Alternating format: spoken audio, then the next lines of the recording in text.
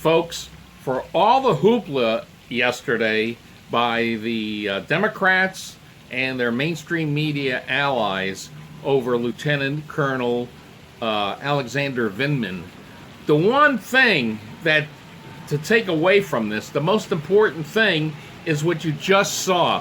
From his opening statement, he vouched for the accuracy of the Ukraine phone call transcript. Remember how all these Democrats were casting doubt on its accuracy?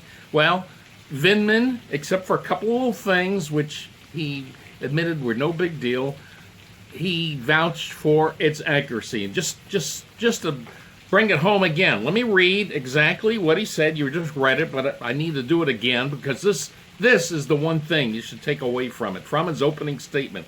And Lieutenant Colonel Vindman said this: on July 25th, 2019, the call occurred. I listened in on the call in the Situation Room with colleagues from the NSC and the Office of the Vice President. As the transcript is in the public record, we are all aware of what was said. You got that? As the transcript is in the public record, we are all aware of what was said. And by the way, Vindman made several recommendations for some minor changes in the transcript, and with the exception of two, they were all accepted. All those changes were made in the transcript. So what changes weren't accepted? And we're going to find out. It was no big deal. The first one was that he claimed that where they used the word company in the transcript, they actually said Burisma Holdings. They said company instead of Burisma Holdings. Impeached now. Yeah, no big deal, okay? And the other thing were the ellipses. Oh my God, the ellipses. There was ellipses there. So what was supposedly in the ellipses? Well, Lieutenant Colonel Vindman says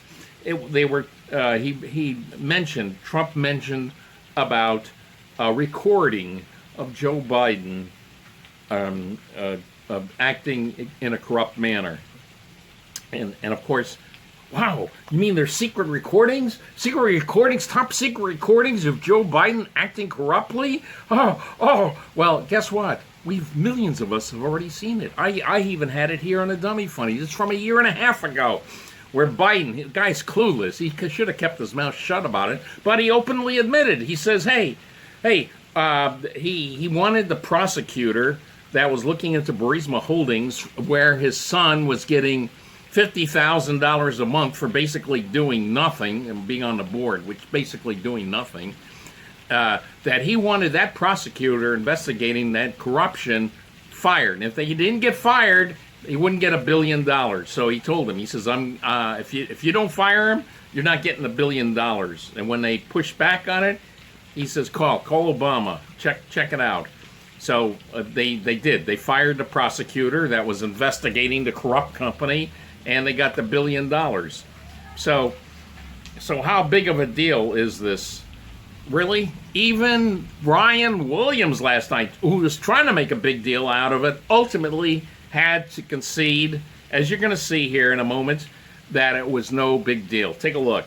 We saw a summary with the already mentioned ellipses in there, where today's witness apparently says, in part, the president spoke to fill that space. We also, however, have reporting tonight from your colleague, Greg Miller, who says this: officials described the discrepancies cited by Vindman as minimal and of limited significance to investigators. Even Vindman didn't ascribe any sinister motive or effect to the changes he sought that were not incorporated into the document. So, Phil, do we have two things that are true? A document that is a summary and not a transcript, with discrepancies that may not be earth-shattering in their nature in what was left out? That's right, Brian. Okay, so what was Lieutenant Colonel Vindman's beef? What was his whole beef? Obviously, it wasn't over whether, oh my God, he didn't come in like, oh, this transcript is horrible, it's not accurate at all. No, that wasn't the deal. That wasn't the deal, as we saw. His thing was his interpretation. Yes, the interpretation of a lieutenant colonel. He interpreted it so that he thought that the phone call could harm bipartisan consensus on aid for the Ukraine. Well, hey, news alert, news flash, Lieutenant Colonel Vindman, are you watching? Here's the deal. Bipartisan consensus on the part, at least on the part of the Democrats, was shattered starting over 3 years ago, dating from election night 2016. The Democrats, forget about worrying about bipartisan consensus on aid to Ukraine. There's no bipartisan consensus on basically anything now. I mean, even the USMCA, you notice Congress, the Democrats are stalling passing it. You know, they know that NAFTA needed to be replaced. They admit that the USMCA is a much better deal, and yet they're still stalling. So please, you know what, Lieutenant Colonel Vindman, if you think there's not a bipartisan consensus or that would be harmed about the Ukraine, well, you know what? Put that online with a lot of every other thing that's coming up, USMCA, economic power, whatever. You can. So really, I mean, I know you're concerned about that, but that ship sailed a long time ago. And then finally, the other thing that's a little bit humorous, connected with this in a bit, is, oh my God, Nancy Pelosi has formalized the procedures of the process of investigating the impeachment inquiry. Well, the funny thing is that so many in the media got so happy about this. Oh, finally, Nancy Pelosi is going forward. Well, now they sort of woke up, some of them anyway, and discovered that whole thing is just a big bowl of nothing.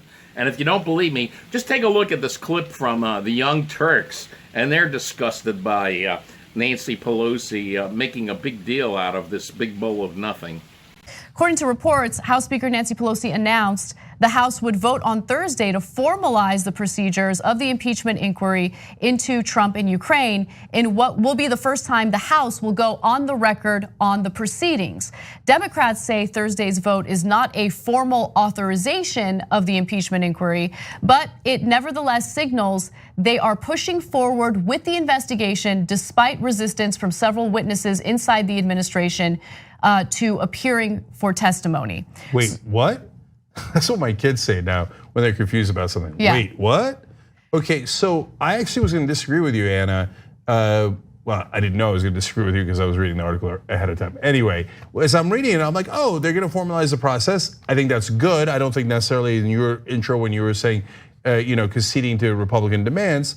No, I don't mind that. I want them to do it. I want them to do it from day one. It doesn't really matter. Court has already adjudicated. It doesn't matter. They're right about the facts.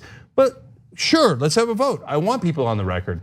I'll get to the politics of it in a second. But then you read the part that Anna just read to you, and they say, well, don't get us wrong. We're not actually acting strong.